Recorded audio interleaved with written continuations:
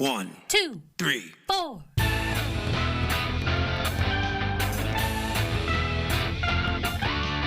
Monster movie. Fun time, go! Monster movie. Fun time, go. Monster. Movie. Fun time. Go! Monster movie. Fun time, go. With Precious D and Honeybee. Fun time, go! Hello, ladies and gentlemen, boys and girls, friends and neighbors. Welcome to 31 Days of Horror. Day number 13. My guest with me today is my sister, Adelita Lopez. Welcome to the show, Lita. Hello, show. Happy to be here. Today we're discussing Scream, and when I say Scream, I mean Scream 2022, which for some reason they did not want to call Scream 5, but that's what it is. Yes, it's very weird. They even referenced that within about Stab being Yes. Stab 8. Just call it Stab 8.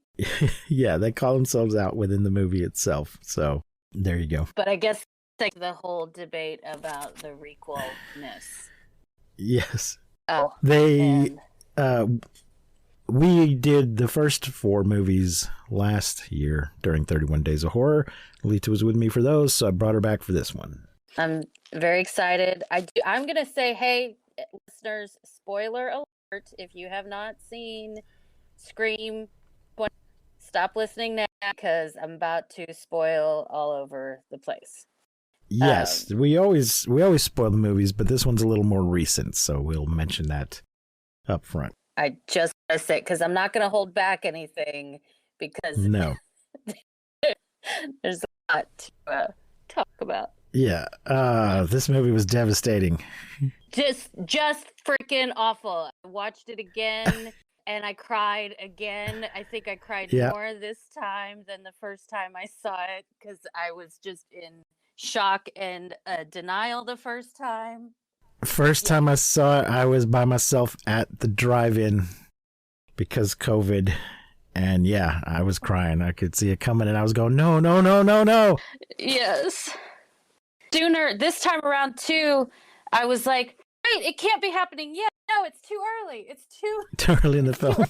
early. Stop. Wait, am I remembering this wrong? It's going to happen later. But then no, it happened. But as soon as he goes back, it's going to happen. We should clarify we're talking about Dewey die.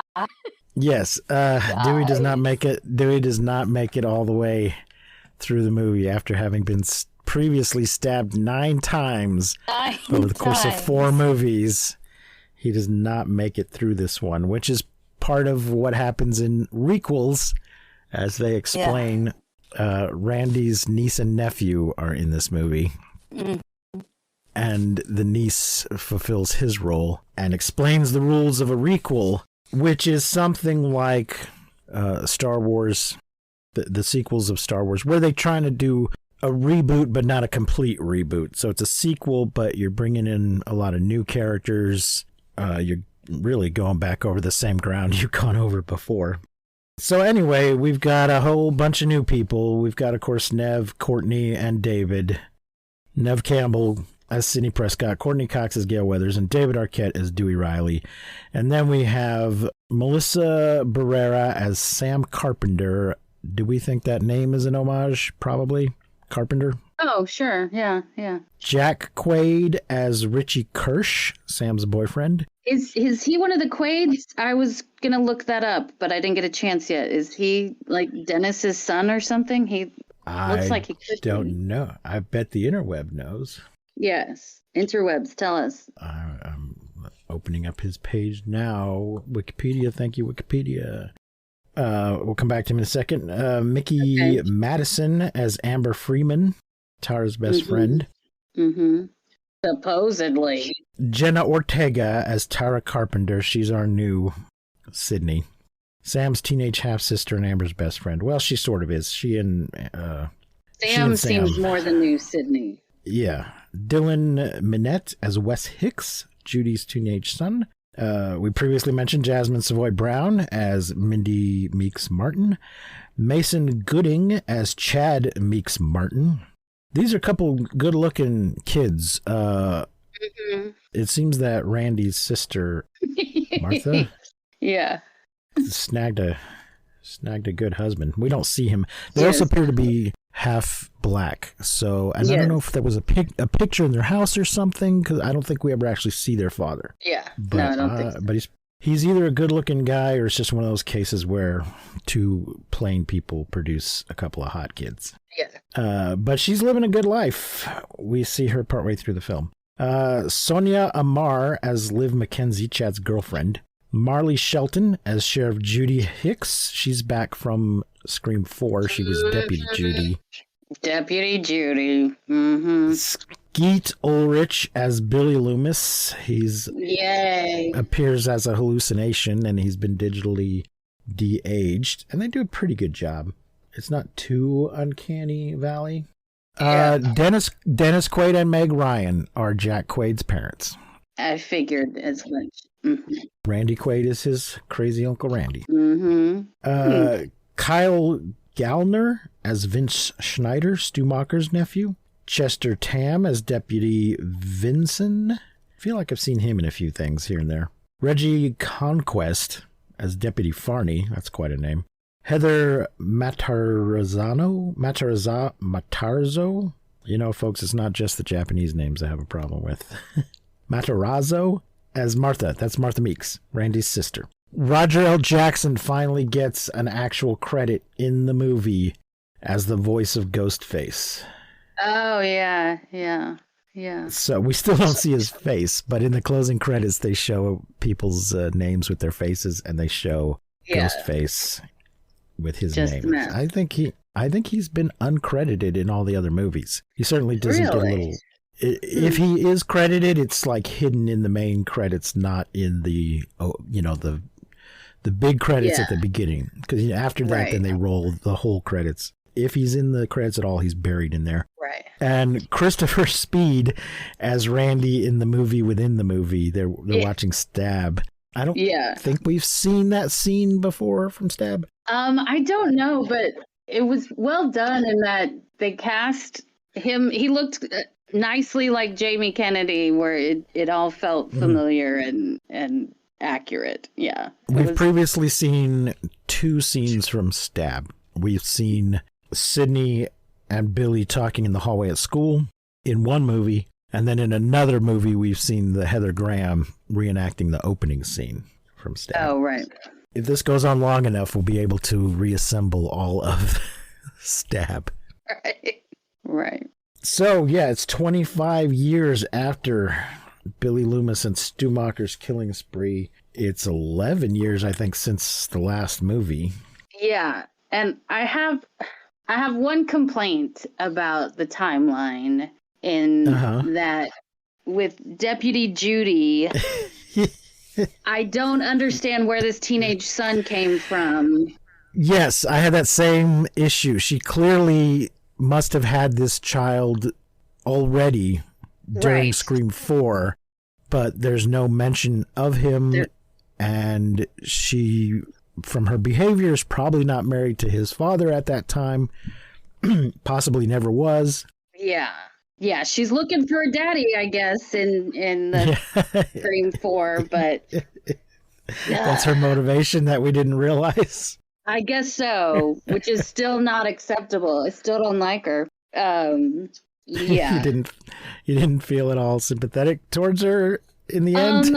I thought about, so I think the first time I watched it, I might have felt a little sympathy for her, but then going back, I re-listened to our last, that episode where we talked about Scream 4 and remembered how much I hated her. And then watching it again this time, she was so nasty to Sam when Sam shows up. She really was like...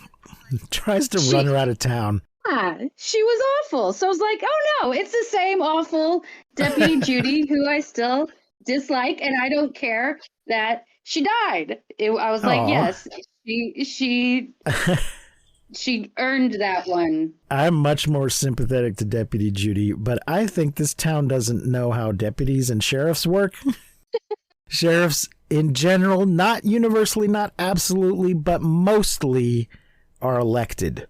Right. You don't Right. just get promoted to sheriff if you've been deputy long enough. Right. And you don't necessarily get fired from being sheriff if you're drinking too much. Yeah. Well, he said they asked him to retire. They asked him to retire, but that's not exactly how it works. I mean, he might just be simplifying the situation, but it might have been that it was strongly recommended that he not run for another term. Right.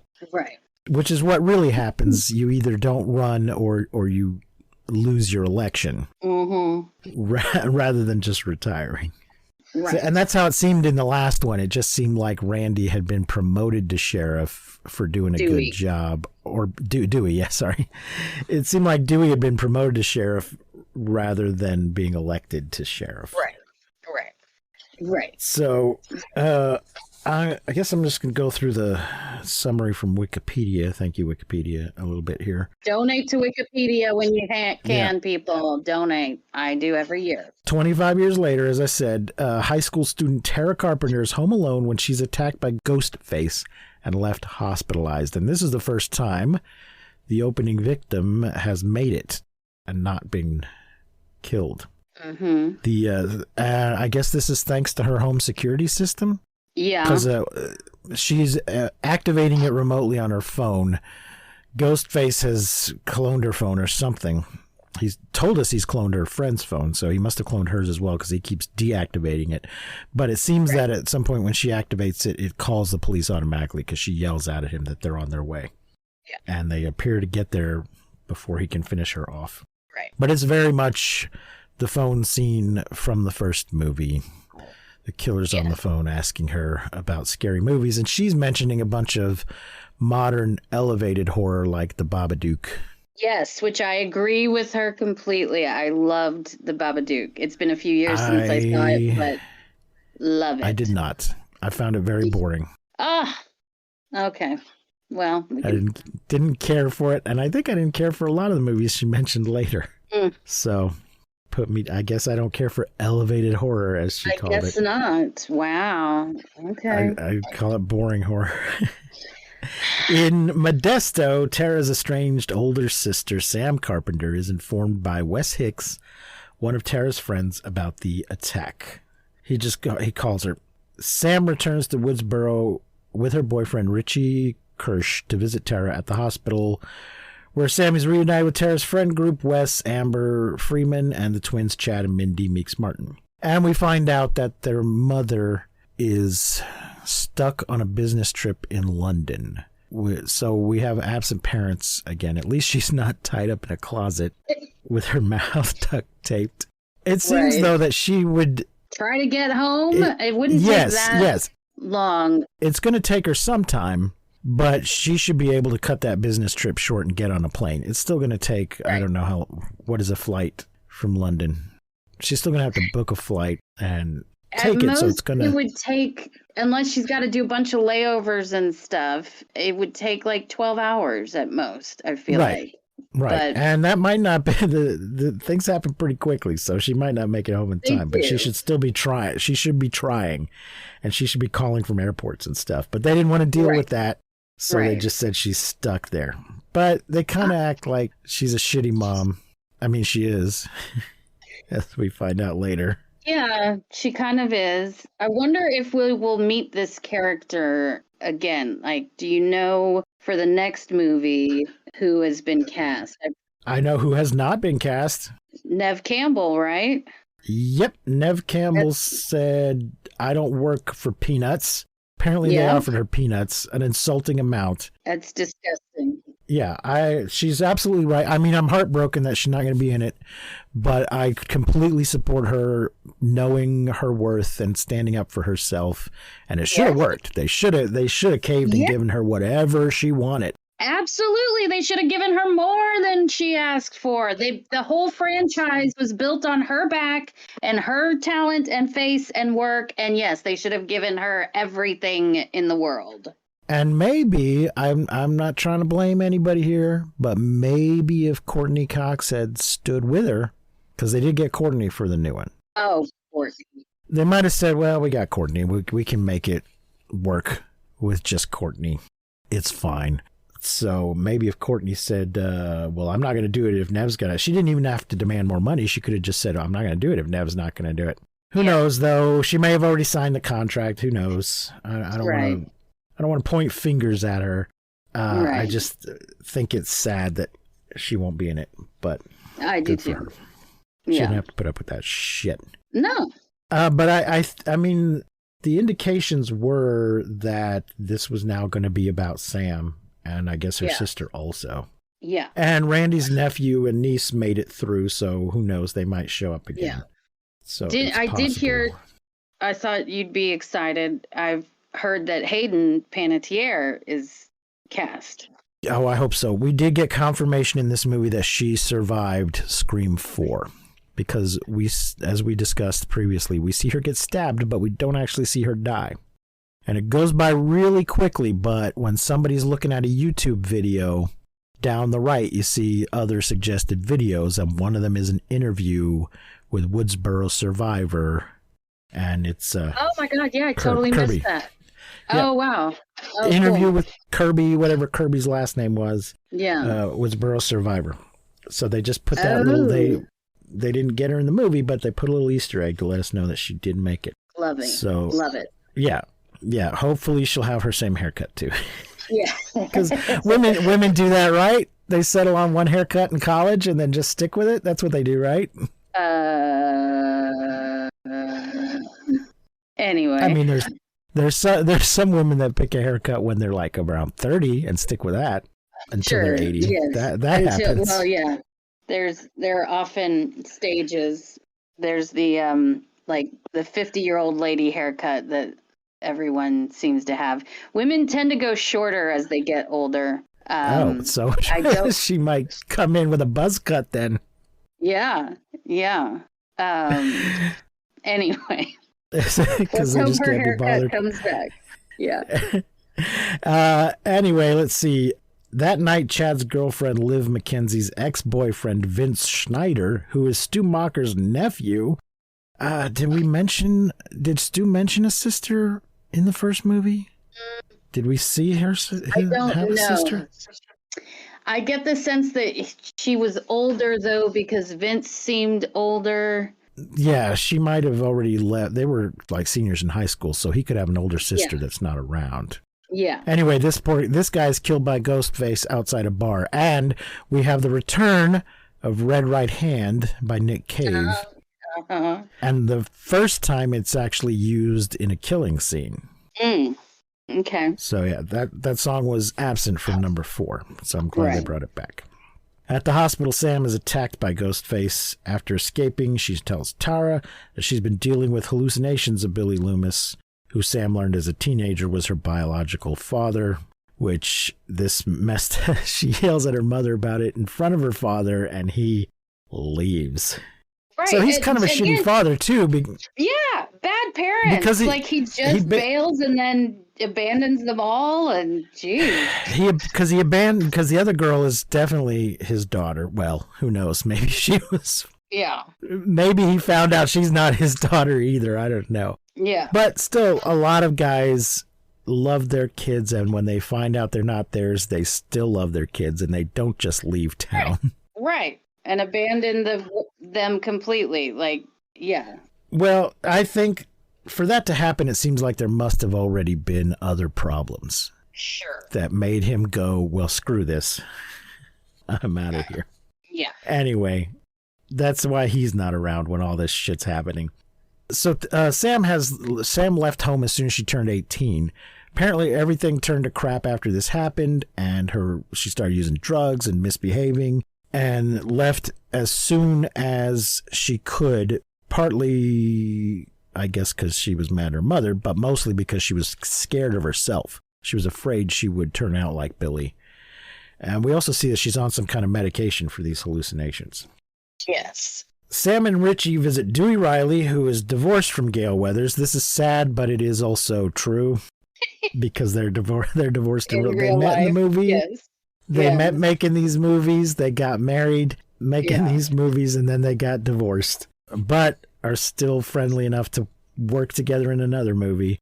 Yeah, and they were so good. They're so I good believe together. I think she showed up in the audience when he was on Dancing with the Stars. Yeah, I was They just were going to already say divorced that. at that Yeah. point.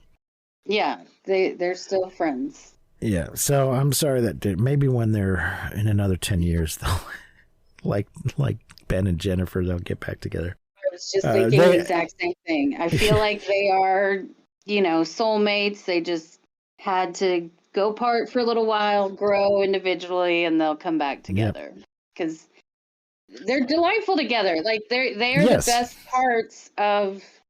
They do elevate it. Not that this is elevated horror, but Courtney and David together elevate everything about these movies. So that's also why I don't know how the next one's going to be, because her by herself, I love her, but maybe she'll have a pretty small cameo type of role and not really. She might not make it. She might not make it through. Yeah. Maybe for Scream 7, they will give Nev what she's asking for and get her to come back. But if they kill her, I will riot. Yeah. Yeah. Anyway, they ask for Dewey's help stopping the killer. He immediately tells them what's going on, that they should suspect the love interest, and also look to the past and look among her circle of friends. Yep. Check.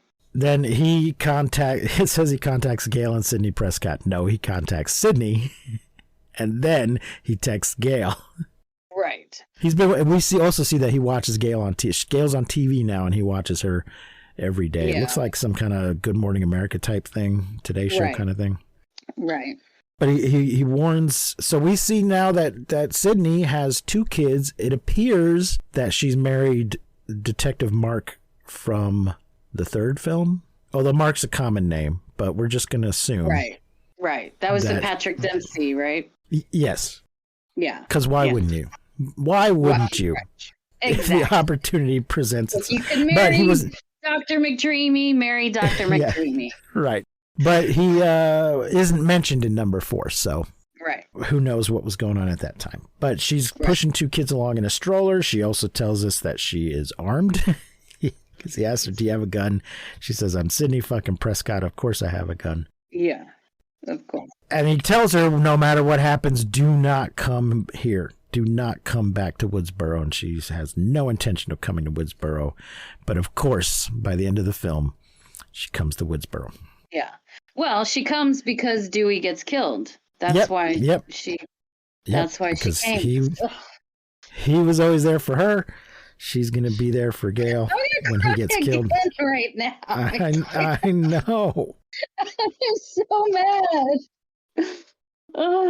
So Dewey then decides, Sidney says it. Dewey refused. He was like, no, I'm not doing this shit again. I've been stabbed 9 times. I'm not doing it. And then Sidney says to him, I'm glad that whoever they are, they have you to protect them. So inadvertently, she guilts him into going to help. Yeah. And he shows up at the house. And he joins Mindy and Chad's. He joins them at Mindy and Chad's home and is reunited with the twins' mother, Martha, Randy Meek's sister. So, as I said, she seems to be living a good life. There's a Randy Meek's Memorial Home Theater set up in their nice house. Yeah. There's a painting of him. So these kids never knew him, but they appear to have watched the movie about him a lot of times, and they have been told all about him. Due to the 3 attacks having targeted people related to the original killers, Sam is accused of being the killer. Ghostface then murders Wes and her mother. Ghostface then murders Wes and his mother, Sheriff Judy, at their home. We get a Psycho homage here. Yes. We get a really long fake out thing. Yeah, I loved that actually. Let's note Judy gets murdered first, and then because she's running into the house and gets killed, and then it's like, okay, we know Wes is gonna get it, but how and where? And I love that scene in the kitchen where you think around every close the fridge, no, close the cabinet. You think he's coming, and then when The music keeps teasing us that. So he takes a shower and Ghostface calls the mother and implies he's going to stab him in the shower. And they even do the shot of the shower head from Psycho. He says, "Have you ever heard of Psycho?" And they then show us the shower head pointing right at the camera from Psycho. She goes rushing home to try and save him and gets stabbed in her front yard. Yeah. And then Wes gets stabbed in the neck in a weird graphic way.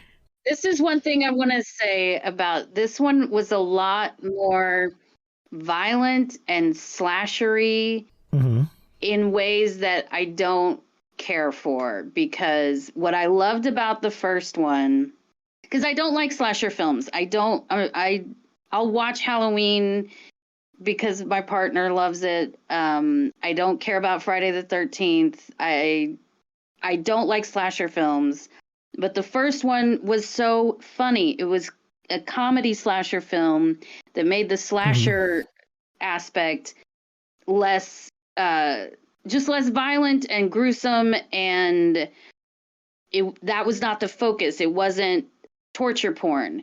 It was this cool story and these funny kids, and that mix of comedy and horror is really hard to do, and they did it beautifully.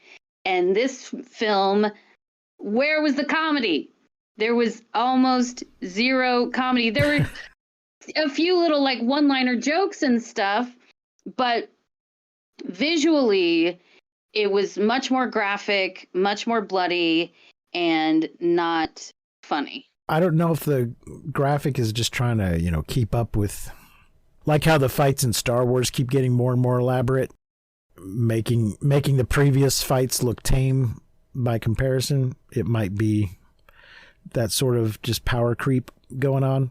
It's not written by Kevin Williamson, so that might be part of it. Although you may have forgotten, we do see someone get disemboweled in the first movie. It goes by really quickly, but it's there. Okay. But I feel like it wasn't like fetishized the way I feel like some things were in this. Okay. And it wasn't, jumping ahead a little bit. The end, when there's just so much stabbing. So much. Yes, she stabs him a lot at the end there. And both the and it doesn't kill him. It doesn't kill him. I know. All right, let's continue. We'll talk about the end when we get there. Pausa rapidinho agora para falar de dica de ouro para os papais e mamães. Depois de experimentar a nova Hug Supreme Care Fralda Roupinha, tudo ficou ainda melhor pro meu filho. É a única com canais em X que se adaptam aos movimentos, com 2 vezes proteção noturna e cintura elástica que se adapta ao corpinho do bebê, além de ser super fácil de colocar e tirar. Praticidade pura. Então guarda essa dica. Nova Hug Supreme Care Fralda Roupinha. Bebê, estamos juntos nessa, mais do que nunca. Agora curta seu podcast. So Dewey shows up Dewey shows up at the house. There's a police line. Gail is there. She's come in town to cover the story, but that just seems to be her way of getting the TV station to pay for it. She's really just there because she's concerned. We see her do almost no reporting. Right. So they reunite, but only very briefly, and they discuss what their issues were. He just couldn't handle New York, I guess. She was with him for a few years while he was sheriff, and then she got her opportunity to go to New York, and so it was her turn, and he went, and he just couldn't deal with it. Yeah. But they still obviously care about each other a lot.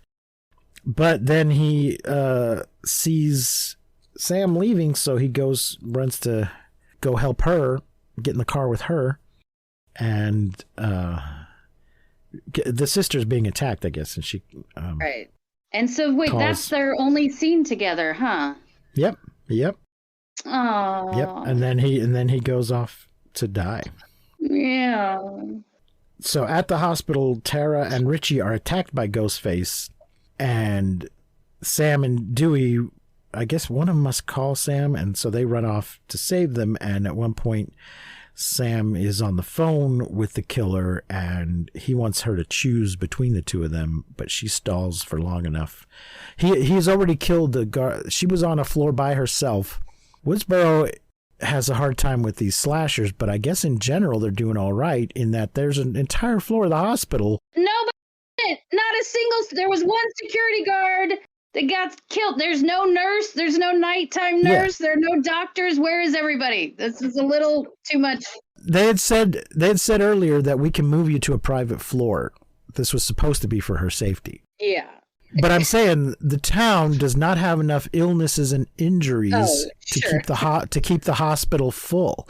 So they're able, like, well, we don't have enough business to fill that floor most of the time, so we can give it to you.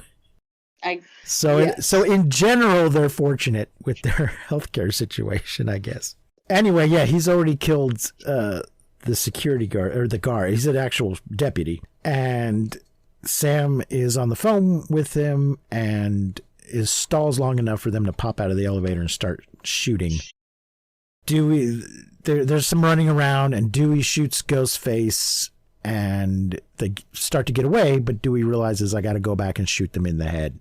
Yeah. While he's shooting Ghostface, I'm going, Dewey, head. Yeah. She's obviously wearing a vest or something underneath her robe. Yeah. And something distracts him, and Ghostface pops up and stabs him and kills him, and says as he's killing Dewey, it's an honor. Yeah. But that's very, very disrespectful later in the film. So yeah, it's this copycat is kind of doing this out of fandom, which is revealed later. Right. Sydney shows up. Gail's at the hospital, sees the body bag, knows it's Dewey. Sydney shows up and meets Gail and Sam at the hospital. Sydney offers to help, but Sam's like, I am going to do what they never do and get the fuck out of here.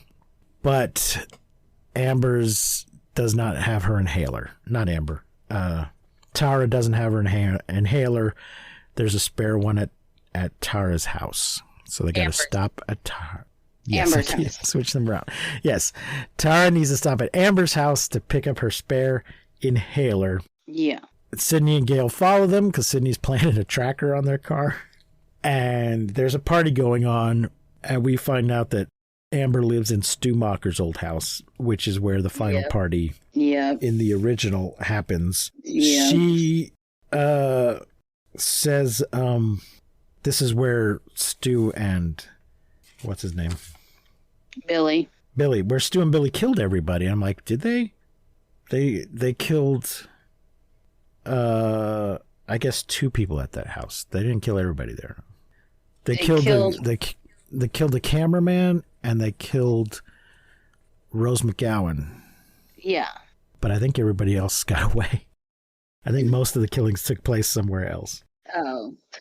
But the final showdown was at the house, though. They got killed there. Yes, they get killed there. Yeah. They get killed there in the kitchen. So, let's see. There, Chad and Mindy are both attacked by Ghostface. As Sam tends to an injured Mindy, Amber pulls out a gun and shoots Liv in the head, revealing herself as Ghostface. Fleeing in the basement, Richie speculates to Sam that Tara is Amber's accomplice, because there's always 2. Sam leaves him to find Tara and discovers her tied up in the closet. She hesitates for a moment before she cuts her. We don't see her cut her loose. We don't know until later that she did cut her loose. Yeah. When Gail and Sydney arrive, Amber shoots and injures Gail. Richie then stabs Sam and reveals himself to be Amber's partner. Richie and Amber take Sam, Sydney, and Gail into the kitchen, where they reveal they are fans of the Stab Films series who met online. Disappointed in the trajectory taken with the most recent Stab 8, they decided to embark on a new killing spree, bringing back the original cast to provide new and improved source material for a future requel. They also claim there's been no good Stab movie since the first Stab movie, which is a bit of a insult to the Scream series as well. It's implied that they think the same thing about the Scream series. Right. And they intend to frame Sam as the killer. We did see that in Stab 8. They apparently went over the top and they had Ghostface using a flamethrower. And I think he was sleeveless with big arms. And did he have a chrome? Did he have a chrome mask? Oh, that was hard. I don't know if it was chrome, but yeah, he was all jacked up and not. In Jason X, he has a scroll. In Jason X, he has a chrome mask. Yeah. And I think is also very buff when we couldn't necessarily tell if he was buff in previous films. Right. After Tara fights Amber and Sam attacks Richie, Gale breaks free and shoots Amber, who lands on the stove and is set on fire.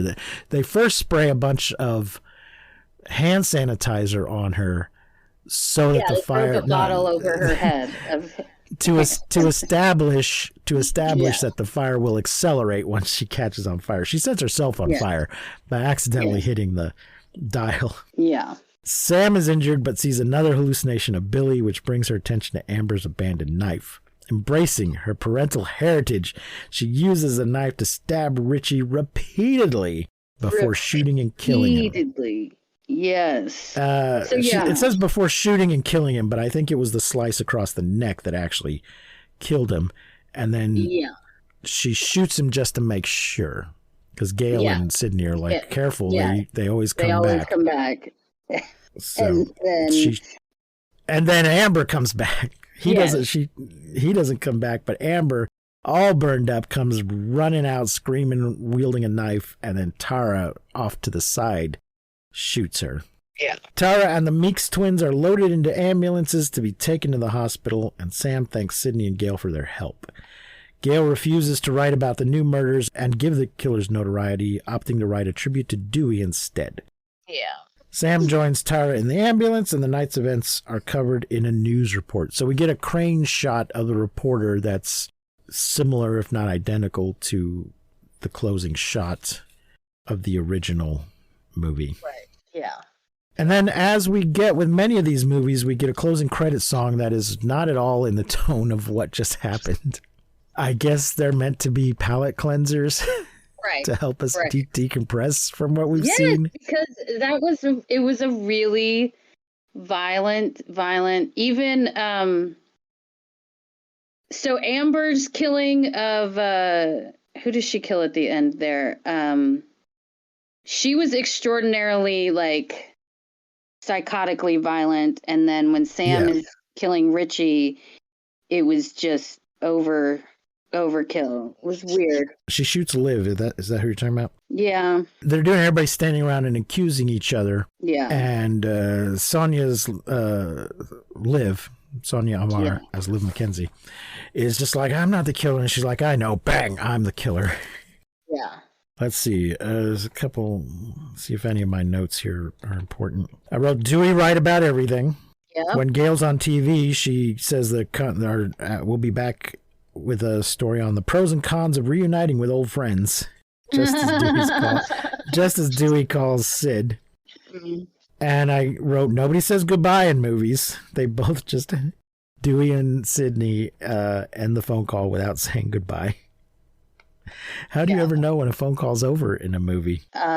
Sheriff Judy says the killer tries to do the what's your favorite scary movie with Sheriff Judy, and she says, I prefer animated films and musicals.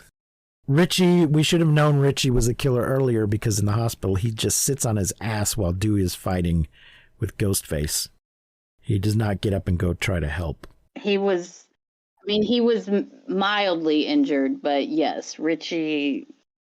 Ugh, what a dick. And can we talk about the inappropriateness of the fact that he looks to be even older than Sam, looks to be a 30-year-old man who is internet hooking up with a high school student. So yeah, it's revealed in the end that Amber and Richie are really a couple. Yes, and she is a high school student, but Richie is clearly not. Clearly not. He was born in 92. But he's a creep who's meeting Well, yeah, he's meeting gross girls as on the hell. internet. So Right. He's just gross as hell. But apparently he's charming enough that he could just decide, I'm going to go become the boyfriend of the girl that we're going to Right. set up for this whole thing. It's a is very successful. elaborate plan. A very elaborate, like 6 months of planning for this. He's 'cause 30. He's 30, exactly. Gross. But again, I feel like it's kind of a thin motive. To do that level of planning, I suppose, yes, if these two people are just if they have the serial killer desire, that they found each other and were able to enact their fantasies together, that they would go to these lengths. But for it just to be about fandom is a very thin motive. Well, they were trying to make a statement about toxic fandom and how Sure. certain type of fans ruin. I mean, they'll run you off the internet. Yeah, I know. I mean, it's just, yes, terrible. It's a sad, sick world that we're in with the internet. That, I mean, yes, that the internet has facilitated a lot of horrible things, and I'm sure there are certainly killers out there who have found each other through the internet and have done some horrible things. I know that. Yeah, the way the internet treated Kelly Marie Tran is inexcusable. Yeah. That and was- currently she was with the Rose. Little Mermaid and everything. Yes, it's disgusting. Oh God, yeah. That's saw some douchebag claiming that scientifically it makes sense that mermaids would have pale skin. And I'm just God. like, did you just say Because they're scientifically? Oh my God. Because they're underwater. But they're not Right. humans. Right. Yes, humans who don't get a lot of sun tend to be pale. But not every fish or marine mammal is pale. They Right. have all kinds of different coloring. So if you want to be Yes, hello? scientific, Can we talk about orca, whales, shamu? Hello. Yeah. God bless America. That is utterly yeah, stupid. if you take a human and force them to live underwater with no sunlight, then yeah, they're gonna get a little pale. Are they going to lose all the melanin that they already had? Maybe Yeah. over the course of generations they might. But Right. mermaids aren't humans. Mermaids are not Right. humans, and they might have other reasons, other evolutionary reasons to have different colorations. And for the love of God, it's all fantasy anyway. And why? They're just people? mad. Oh my God, they're And just the Lord of mad the that they Rings. changed. They're mad that they changed something. Also, I mean, I don't need a live action remake of The Little Mermaid. I think The Little Mermaid's a terrible story, or Disney's version of The Little Mermaid is a terrible story. And Well, I think that their plan to do live action remakes of every cartoon feature they've done is artistically a terrible plan.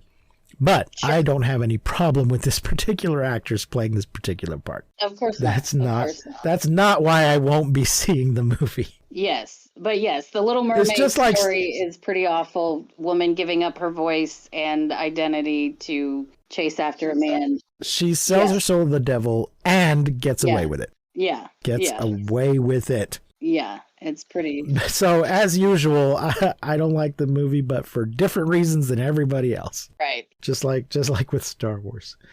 Kelly Marie Tran, we're sorry. I know. I loved her. She was great. And Yeah. anyway, that's a whole other podcast. But yeah, internet fandom is vicious and vile. But is it enough? Like, are there Star Wars fans that would really kill over their disgust? Are there Lord of the Rings fans that are really going to go out and create a 6-month-long campaign to No, commit but mass murder? isn't that also a little bit though of what happened in the last movie in number 4? Yeah. They were being inspired by what had happened, and they wanted to take it to another level or some shit. I can't remember. Yeah. Well, and there was the jealousy. The one killer. I think it was a little bit of both because it was Sydney's cousin that was jealous of her. She was seeking fame, but the her accomplice, I think, it had to do with being inspired and wanting to go one better. Yeah. So anyway, how many stars or how pumpkins? We're doing pumpkins.